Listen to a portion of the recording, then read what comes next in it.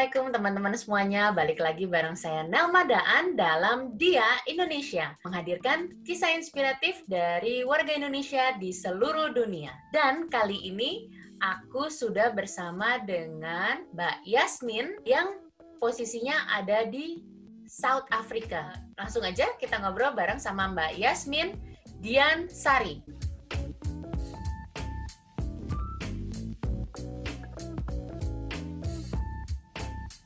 Halo Mbak Yasmin, apa kabar? Halo, baik. Thank you ya Mbak udah mau ngobrol sama aku dan teman-teman di sini. Sama-sama senang bisa berbagi sama teman-teman di Indonesia. So Mbak Yasmin, jadi Mbak posisinya ada di mana ini Mbak? Posisinya kita ada di paling ujungnya selatan di Afrika. Kotanya namanya Cape Town. Aku tinggal di suburb namanya Constantia. Jadi kalau lihat di peta itu di ujung banget South Africa, kecil. Disitulah saya berada. Sedang apa di sana Mbak? Dan dari tahun berapa di sana? Udah dari tahun 2007.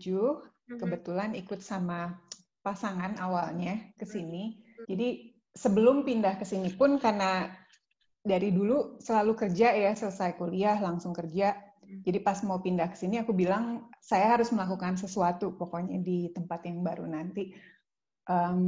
Cari kira-kira mau sekolah apa. Akhirnya ketemulah namanya Beauty Institute Therapy di Cape Town. Jadi waktu pindah ke sini pun pakai student visa karena memang belum tahu juga. Betul. Apa mau tinggal di sini permanen atau gimana. Selama 2 tahun aku ambil full diploma untuk health and skincare therapist dan alhamdulillah 2 tahun selesai. Jadi sekarang Mbak nih jadi beauty therapist. Iya. Ya. Dan Mbak membuka klinik kecantikan di sana ya? Iya. Awalnya sih dulu setelah selesai sekolah, saya kerja dulu di salah satu spa di sini selama 1 tahun. Intinya untuk ambil pengalaman gimana interaksi sama warga lokal di sini. Terus juga ya karena selama ini kan belum pernah pindah ke luar negeri. Maksudnya ini tempat pertama kali saya pindah. Terus 1 tahun dapat pengalaman. Akhirnya ya udahlah buka di rumah. Ada 1 room yang saya convert ke tempat jadi klinik. Ya jadi kerjanya dari rumah selama ini. Apa namanya Mbak, nama kliniknya? Jadi sebenarnya awalnya itu namanya memang pengen ambil dari kata cantik. Kalau di sini kan agak susah orang untuk spelling CANTIK. Jadi akhirnya saya maksudnya takutnya mereka jadi panggilnya kantik kan. Gitu. Saya bilang sama suami waktu itu, udah deh pakai CHANTIQUE. Maksudnya biar mereka spellingnya tuh betul gitu, jadi cantik. Dan waktu itu mungkin saya yang pertama kali ya buka usaha orang Indonesia di dunia kecantikan di Cape Town. Jadi dari tahun berapa Mbak dibuka kliniknya? 2010 ya. Oh wow, dari 2010. Oh iya. Iya. Menarik banget. Banyak nggak sih Mbak orang Indonesia di tempat Mbak ini? Kalau digabung sama staf di konsulat Indonesia mungkin sekitar 150 sampai 200. Mungkin Johannesburg lebih banyak ya Indonesianya. Tapi kalau untuk Cape Town kita nggak terlalu banyak sih. Mbak, sebelum aku bicarain soal kita ngobrol soal usahanya Mbak nih, mau tanya dulu dong, kehidupan di South Africa, di Cape Town itu seperti apa sih Mbak? Kalau saya sih perbandingannya antara Johannesburg sama Cape Town. Cape Town itu lebih laid back ya, lebih santai. Karena memang banyak tempat wisata dan pemandangan kayak antara gunung sama laut itu paling 10-15 menit kalau kita mau lihat. Jadi memang view-nya itu bagus di sini dan ini salah satu destinasi tertinggi di dunia kalau misalkan untuk tujuan wisata ya, Cape Town itu. Kalau Johannesburg kan lebih kayak kota metropolitan. Kalau Cape Town itu lebih kayak kota wisata dan ada di downtown-nya itu mungkin kalau dibandingkan sama Jakarta kayak sekitar Jakarta Pusat aja, kecil kotanya itu. Downtown-nya tuh kecil. menarik ya. Di sini maksudnya yang kita mesti ekstra hati-hati itu tingkat kriminalitasnya intinya di sini agak concern. Jadi ya harus ekstra hati-hati kalau misalnya kita mau drive ke rumah gitu, suka ada yang ngikutin dari belakang, terus mereka nanti masuk ke dalam rumah. Sayangnya ya, jadi di tempat yang seindah ini, tapi itu bukan berarti orang nggak datang ke Cape Town, wisatawan tuh banjir gitu loh datang ke sini tuh karena memang pemandangannya itu di sini banget. Kalau itu bagus banget. Biaya hidupnya mahal nggak di sana? Kalau dibandingkan sama Eropa atau di England atau Amerika ya jauh ya. Di sini tuh masih lebih terjangkau. Perbandingan antara rupiah sama mata uang sini rent nggak terlalu banyak, masih terjangkau kok. Masih terjangkau ya? Masih oke lah. Cuma ya memang kalau untuk orang dari Eropa datang ke sini buat mereka tuh surga. Maksudnya memang lebih murah gitu loh. Tempat berburu itu di mana, Mbak? Banyak orang berburu. Itu di Kruger. Biasanya kalau mau ke wisata, kita bilangnya game drive ya, atau game reserve, kita terbang dulu ke Johannesburg, nanti dari Johannesburg bisa pakai mobil berapa jam, itu namanya Kruger National Park. Cuman di situ?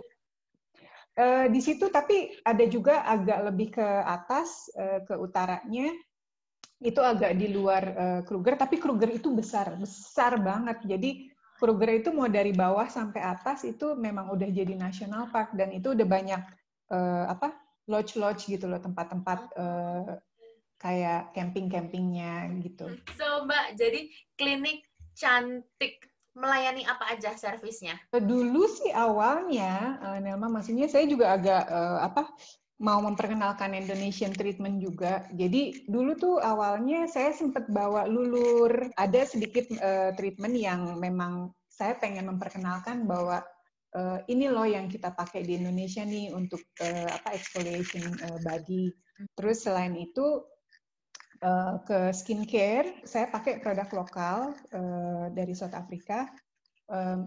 Itu untuk lebih mempermudah bisnis aja sih. Sekarang ini saya malah lebih fokusnya lebih banyak ke skincare. Jadi kadang juga tergantung sama musim ya. Kalau misalkan kayak winter itu orang lebih banyak yang ke perawatan muka. Tapi kalau misalkan udah summer gitu, mereka juga ada yang mau body scrub atau ada yang mau waxing. Tapi udah lebih banyak sekarang klien saya ini lebih ke skincare. Jadi ya mungkin sekitar 80% klien tuh lebih ke perawatan kulit. Memang untuk pakai produk ini pun kita harus ikut trainingnya dulu. Jadi nggak sembarangan sih, Nelma. Jadi harus training, harus qualified, baru kita boleh pakai dan boleh jual. Mungkin sekitar 20-30 juta. Itu untuk invest alat? Alat ruangan, karena kan memang semua harus didekor. Tapi dalam waktu 2 tahun, saya udah break even waktu itu. Responnya customer terhadap klinik yang dimiliki sama orang Indonesia nih gimana, Mbak? Responnya sih bagus ya, maksudnya kalau sepengalaman saya sih, semua tergantung dari terapisnya. Kalau misalkan emang kita memberi servis yang terbaik, kemanapun mereka pergi sih. Kalau emang udah cocok dan ya selama ini jadi reguler gitu, mereka tuh pasti datang sebulan sekali atau sebulan 2 kali. Dari customer saya sendiri bilang, karena saya orang Indonesia, mereka bilang saya tuh lebih friendly sebagai terapis. Maksudnya ya memang karena culture kita di Indonesia kan memang seperti itu, sopan, selalu tersenyum sama customer.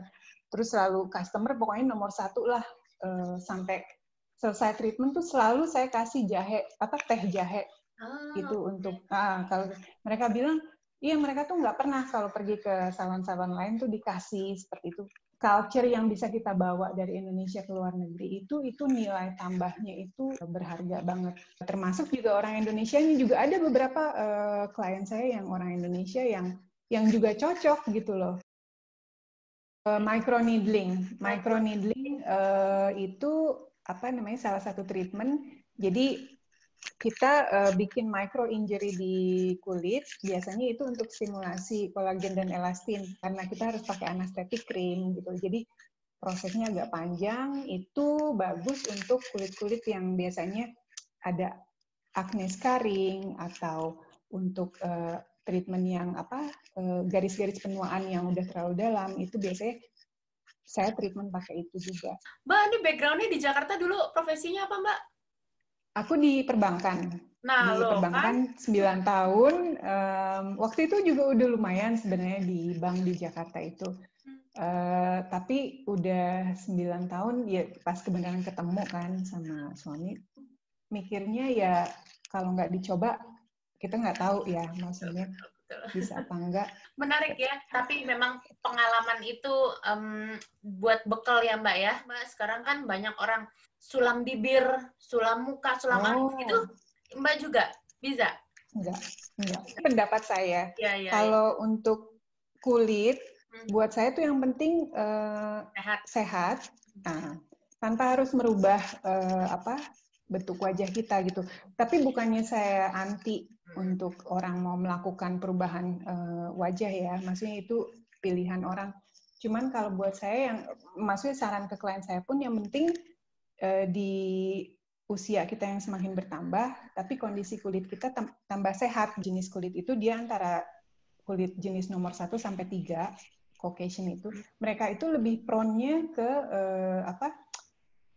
rusaknya itu dari kena sinar matahari, dan mereka juga lebih chance kena kanker kulitnya juga lebih besar, karena memang melanin produksinya itu tidak sekuat kayak kulit-kulit kita gitu, karena kita kan lebih banyak melaninnya. Jadi lebih ke perawatan dan juga harus jaga gitu loh supaya tidak terkena kanker kulit. Di sana COVID gimana sih, Mbak? Saat ini nih lagi second wave, lagi tinggi. Saya sih tetap kerja. Waktu itu kita baru boleh kerja itu di level 3. Kita baru bisa kerja level 3. Jadi sampai sempat saya waktu itu beli screen untuk facial. Jadi antara saya sama klien itu ada pembatas pembersihan ruangan antara satu klien ke klien berikutnya tuh, yang satu ruangan tuh udah bau alkohol, udah kayak bau rumah sakit gitu. Karena sampai sore tuh udah selesai, saya agak-agak fly juga. Itu nyium bau alkohol kan setiap bersihin ruangan itu. Ya, jadi tidak melayani home service ya, tetap mereka datang ke klinik.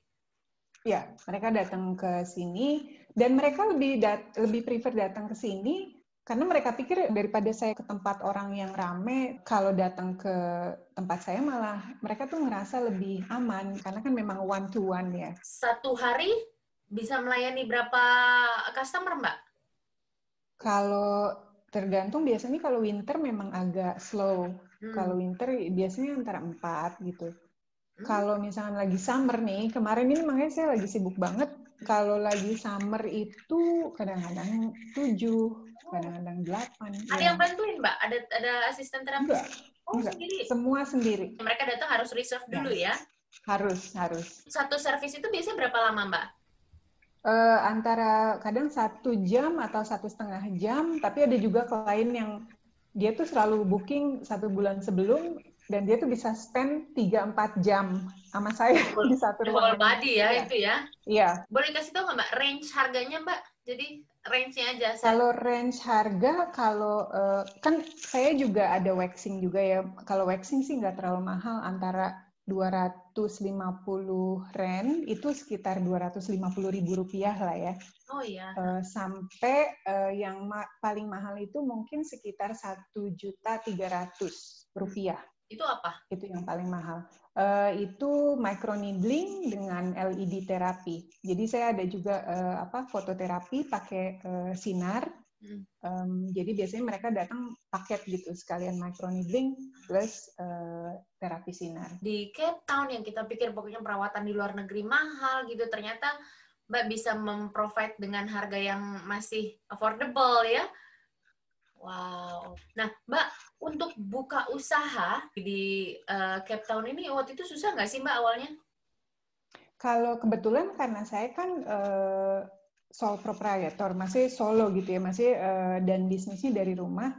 Jadi waktu saya mulai itu, saya memang cuma mendaftarkan kayak ke municipality terdekat, cuma lapor kalau ini saya mau melakukan usaha dari rumah. saya buat surat. Terus dari mereka tanya trafficnya gimana, orang banyak nggak yang datang karena ini kan di residential area. Saya bilang nggak, ini one on one karena saya single terapis.